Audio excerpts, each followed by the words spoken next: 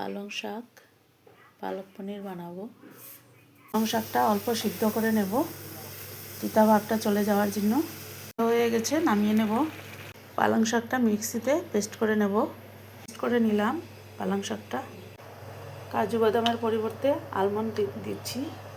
আর tomato, কাঁচা লঙ্কা, আদা মিক্সিতে পেস্ট করে নেব।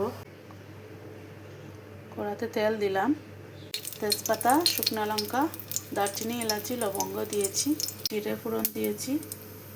মিক্সিতে পেস্ট করে রেখেছিলাম টমেটো, বাদাম, কাঁচা লঙ্কা আর আদা দিয়ে দিলাম।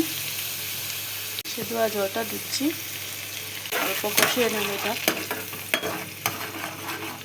হলুদ গুঁড়ো, জিরে গুঁড়ো দিয়েছি, ধনে গুঁড়ো, পরিমাণ মতো নুন।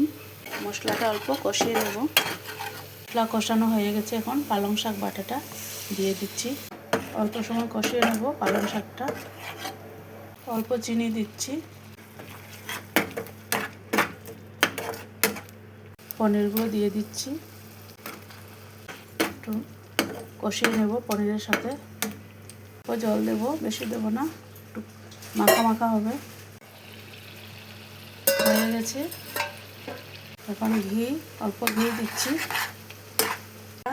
গরম মশলা, এই যে কসুরি মেথি দিয়ে দিচ্ছি। নামিয়ে নেব এখন। পালক পনির হয়ে গেছে।